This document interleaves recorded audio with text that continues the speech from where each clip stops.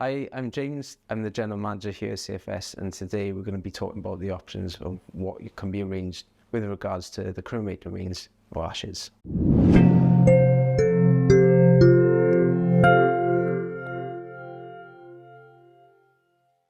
We know these days there's lots and lots of different options, more and more as time goes on, just ashes into glass jewellery, urns, etc.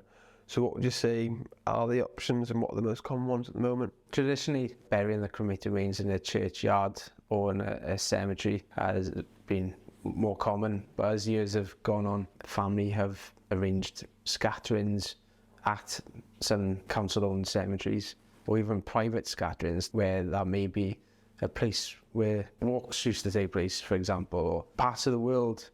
So ashes have been taken to different destinations. You've got options of token amounts of cremated remains to be kept or retained at someone's home. And as you touched upon, jewellery and token amount of cremated remains put into glass objects such as paperweights, for example. So there's quite a few options these days. What would you say would be the most common ones at the moment in 2023? Is there anything that keeps on popping up that people keep on asking for or preferring? I think returning them to family, whether that may be in the container supplied by the crematorium or in a container supplied by ourselves, and they're collected by the family. So collecting the cremated remains is quite common these days. With the collecting the cremated remains, would they be coming back in a cardboard casket, or if people haven't, say, pre-planned their funeral, or would it come back in, like, say, an urn if they've chosen that, or how would it typically come back from not planning or planning and that kind of thing? If that makes sense. So we collect cremated remains on the family's behalf. They return to us in a cardboard container supplied by the crematorium. Often that is returned, that cardboard container.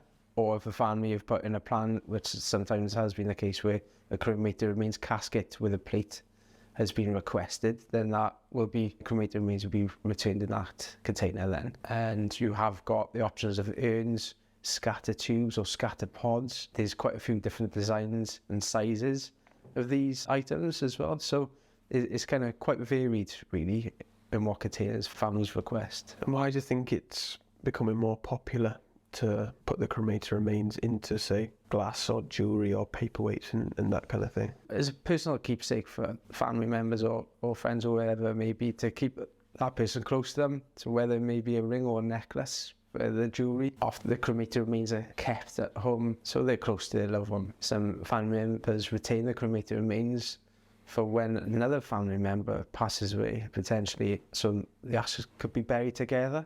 So that has been a request by some families. What do most people do these days then, would you say, with the ashes or cremated remains? It fluctuates for me with the families I've looked after, from private scattering with a token amount retained and even a token amount kept for jewellery. There's more than one option really when collecting them. And as I said, but there's a private scattering on a mountain or somewhere that is meaningful to the family.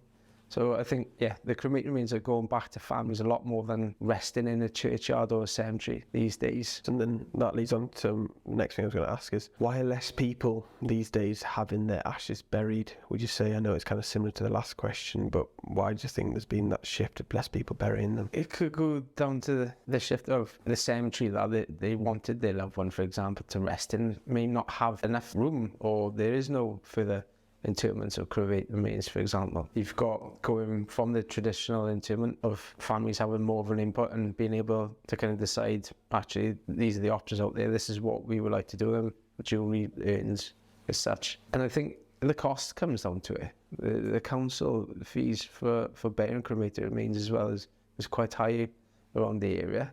So that might have an impact. It's basically to arrange, if anything. And then if a family was going to come to you then, when would you recommend, say, like a cremation compared to like a typical burial? Like, what would be the differences? So if I was thinking about choosing between the two, what direction would you send me if I was in between and not really sure? Would you say like doing the ashes and the cremated remains would be good if I wanted to keep them like close to me and have the jewellery and that kind of thing? Or what would you recommend to someone having like the burial? We can only give options, I suppose. You've got to be careful how far you go with this is what I think, or these are the options. If you have traditional burial, Why would somebody choose for a burial these days, though? Religion's got a lot to do with it. You've got whether the loved one has been buried and the husband or wife, they want to be buried with them, understandably. You've got a kind of a taboo between burial and cremation. You've got families that make remarks and saying, like, being buried frightens me. And then you've got the cremation part of things where you're going to be cremated, and that might affect people's decision as well. You've got financial impact as well. So a burial is more expensive than an attended cremation service. That kind of makes a difference. And going back to what we were talking about is whether families want the token amount of ashes kept. So you have to have a cremation service to keep cremated remains, because you've got the options of jewellery. That puts different thoughts in families' minds, because they would like to have their loved one close to them. So I think that could be a waiver towards more cremations and burials. You mentioned like the fireworks kind of thing. So how do you think the keepsakes or like the shows and that kind of thing, how do you see the ashes and what people do with them progressing and changing over time?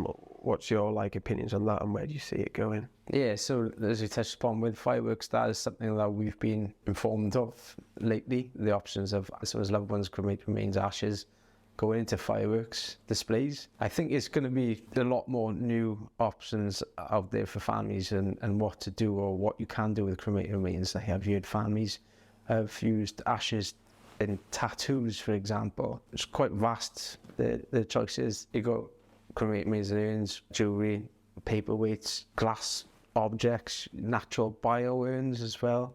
They could be planted, the cremated remains, with an urn, and then you've got seeds in there of whatever flower or plant the family request, and that can be planted wherever it may be in replacement of a scattering. So yeah, there's new options for families come up quite often, yeah. And I suppose the main thing for people would just be getting in touch with you, wouldn't they? Contacting you and discussing their options. Yeah. Best for them. Yeah, exactly, yeah.